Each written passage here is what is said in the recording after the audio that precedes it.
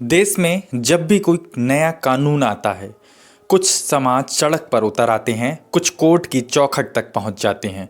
नमस्कार दोस्तों, मैं हूं आशीष धनगर और आप देख रहे हैं आपका अपना चैनल द अहिल्या दस्तक। और कुछ ऐसे होते हैं जिन्हें आज तक ये भी नहीं पता होता कि उनके हकों पर क्या असर पड़ने वाला है। आज हम बात कर रहे हैं यूजीसी 2026 की, एक ऐसा नियम जिसने सवर्ण समाज को सड़कों से लेकर सुप्रीम कोर्ट तक पहुंचा दिया।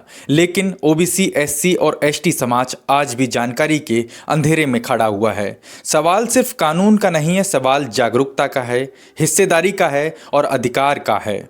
आखिर सवाल हो भी क्यों ना, क्योंकि मुद्दा इतना बड़ा है और एक तबका अभी तक पूरी तरह से मौन है। यूजीसी 2026 को सरकार ने शिक्षा में समानता और जातिगत भेदभाव खत्म करने के नाम पर पेश किया था, लेकिन असली सवाल यह है, क्या वाकई ये कानून सभी के लिए बराबर है, या फिर जिनके पास संसाधन, वकील और संगठन हैं, क्या वही इसका फायदा उठा पाएंगे? यूजीसी 2026 के तहत शिक्षक भर्ती, प्रमोशन सिस्टम, मेरिट की नई परिभाषा, सब कुछ बदला जा सकता था। और यहीं से शुरू हुआ सवर्ण समाज का तीखा विरोध। जी हाँ दोस्तों, बेहद तीखा विरोध। सड़क से लेकर कोर्ट तक की लड़ाई बड़े ही मजबूती से सवर्ण समाज ने लड़ी। जैसे ही यूजीसी 2026 की ड्राफ्ट रिपोर्ट सामने आई, दिल्ली की सड़कों पर प्रदर्शन होने लगा, विश्वविद्यालयों में हड़ताल होने लगी और फिर सीधे कोर्ट का दरवाजा सवर्ण समाज ने खटकाना शुरू कर दिया। वकील लगाए, ज्ञापन दिए, मीडिया में बहस छिड़ी, सोशल मीडिया पर कैंपेन चलाया और नतीजा आया, कोर्ट ने स्टे दे दिया। यानी जिसके पास जानकारी थी उन्होंने अपने हक की लड़ाई जीत ली। कम से कम फिलहाल अब बात करें तो बहुजन समाज की स्थिति बेहद दयनीय नजर आई। अब जरा रुकिए और यहीं सोचिए, क्या आपने कभी देखा गडरिया समाज का कोई बड़ा आंदोलन यूजीसी 2026 को लेकर के? गुर्जर, जाट, लोधी, कश्यप, कुर्मी समाज की कोई संयुक्त प्रेस कॉन्फ्रेंस हुई? एससी एसटी समाज की कोई कानूनी तैयारी अभी तक शुरू हुई? जवाब साफ है, नहीं हुई। आज हालात ये हैं कि गांव कस्बों में लोग पूछ रहे हैं, यूजीसी 2026 आखिर है क्या? छात्रों को अभी तक पता नहीं है कि कल उनकी नौकरी का नियम बदलेगा या फिर वही रहेगा। ये चुप्पी सबसे खतरनाक है।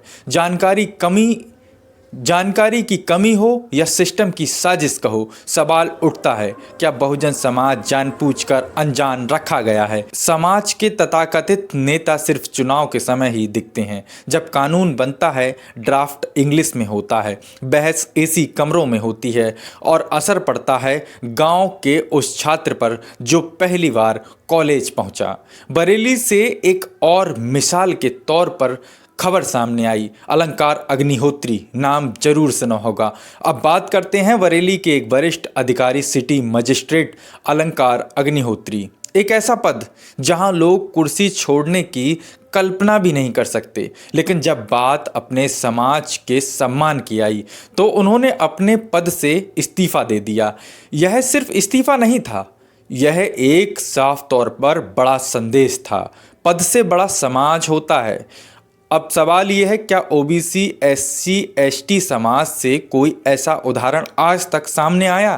क्या किसी बड़े पद पर बैठे अधिकारी ने बहुजन समाज के लिए ऐसी कुर्बानी दी? अगर नहीं, तो समाज को आत्ममंथन करना होगा, समाज को सोचना होगा, समाज को जागरूक होना होगा। आज मुद्दा यूजीसी 2026 है, कल कोई और कानून होगा। अगर सवर्ण समाज संगठित है, जागरूक है, कानूनी लड़ाई जानता है, तो बहुजन समाज क्यों नहीं जानता है? गडरिया, गुर्जर, जाट, लोधी, कश्यप, यादव, कुर्मी और तमाम एससी, ओबीसी, एसटी जातियां, समाज, अब वक्त है जानकारी जुटाने का, सवाल पूछने का और संगठित होने का। क्योंकि जिस समाज को अपने हक का कानून नहीं पता होता, उसका हक कोई और लिख देता है।